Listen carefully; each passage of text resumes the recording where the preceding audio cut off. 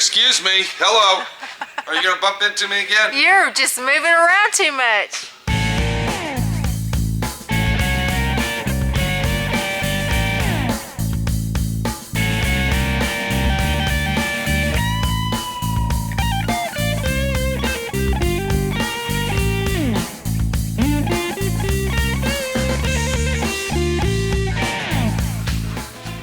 Okay, we got Minnie, the camera girl, back on the camera.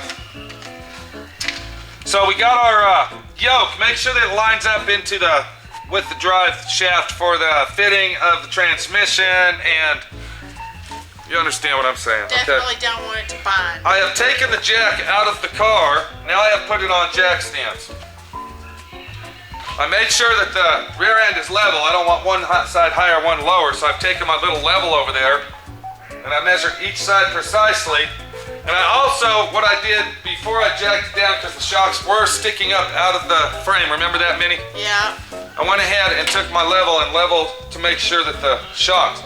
Now, if you look at the level, I do have the truck sitting level. So that makes that very good to do, to level your vehicle out. The vehicle is perfectly level, front and back, side to side. That's important when you're doing this type of stuff. Always remember that. Now, one more problem we have. I don't really know quite what the spring rate is on our springs, okay? I don't know. That's something that you have to rely on the customer service at the company that you purchase your equipment from.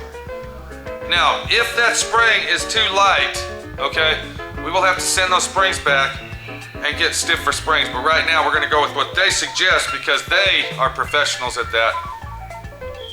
So, let's see what happens, okay? Okay. Was that funny? Yeah.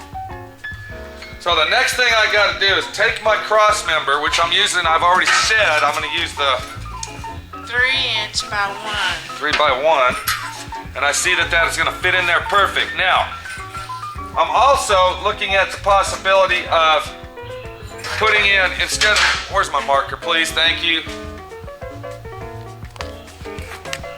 If you noticed on our brackets on the bottom, and I don't know if you can zoom in on this, Minnie, you can see where it's bolted on here, there's actually 3 mounting holes. Do you see them? I see them. Okay, what I'm gonna do on this is I'm gonna put 2 mounting holes on this, okay? Now, I'm just gonna draw them on here. Now, the reason I'm doing this, okay, I'm gonna put one here and one up here, see? Do you understand what that's for?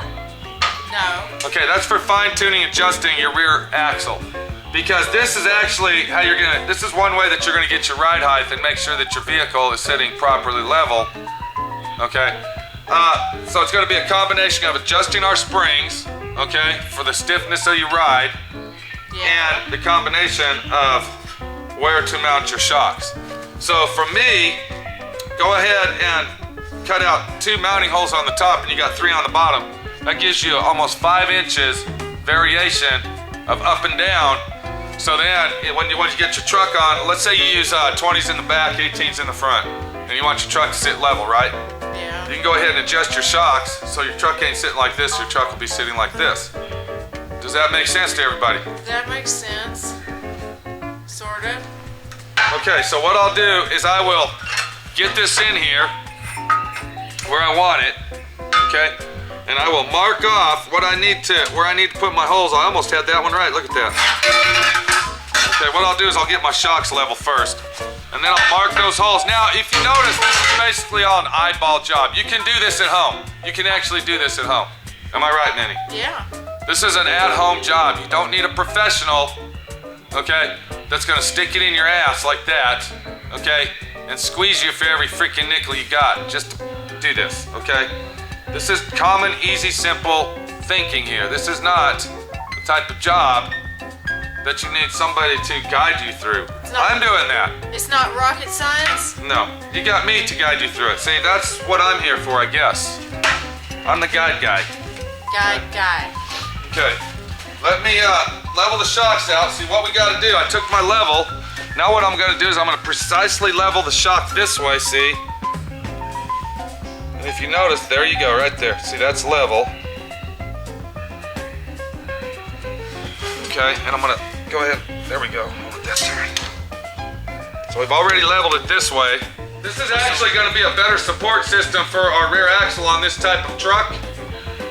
Because the way the situation was before is you had your coil shocks here, and then you had a shock down here on each side. Now what would happen is you would, if you had a high torque engine, to make that the rear axle twist in the car, see? So what we're doing here, we're actually stiffening the rear end up, perpendicular, vertical, horizontal position, where it won't move, there you go. So, Okay. that makes sense. Yeah, alright. Not really. Not really. So now that I got those level, I'm gonna go ahead and stick this on here. And I'm gonna come back, I'm looking at my rear end. I want the shocks to be approximately the same distance away on both bottom and top. Okay, and get that, there we go. So I'm gonna go ahead and make an arrow right here. You see how I did that, Minnie? Yeah. Then I'm gonna make an arrow right here. Hold on, it's actually over here. And if you notice, I'm just eyeballing this out. That's all I'm doing. It's kind of like watching public TV, how to cook spaghetti. It's easy, okay? You know, your public television station, what's that, ladies? What's that cooking channel? You know. PBS. PBS, there you go. You know, it's simple science is all it is. And if I can find my tape measure, we can get in business here. Thank you very much. Okay, so I'm looking down the end here, and I see, if Minnie can zoom in right here, I'm looking at it, and I see that, you see what I'm saying? Yeah. The gap's approximately the same. So, what I'm gonna do, because I gotta put a spacer in there, like you see on the bottom shock. And this spacer, this one here, is gonna be exactly, just perfectly 1.5 inches. Okay? So I'm gonna use a 1.5 inch, that's exactly what I used on the bottom. I'm gonna cut 2 more 1.5 inch chrome moly tubes for a spacer. Then I'm gonna cut 4, okay, count it 4 more chrome moly tubes, 1.5 inches. So actually I'll be cutting a total of 6. 6 of them, because 2 of them are gonna go in here, see? Ah. Now, can you tell everybody why I'm doing that? So they'll be adjustable. No. Well, I thought that's what you were getting at. 2 of the little tubes are gonna be welded in here, why? For strength. For strength. Because if you don't put the tubes, okay, the hollow tubes inside They'll there, wallow out. what'll happen is when you're tightening your nuts and your bolts, it's gonna just suck, it's gonna take this steel and just suck it together. That's a lot of weight on there. So, let me go ahead and get those cut out, and we'll walk you through how to do that. Because I think I'm a little confused on telling you how to do it. But we're gonna get it done, don't worry. Pete always gets her done.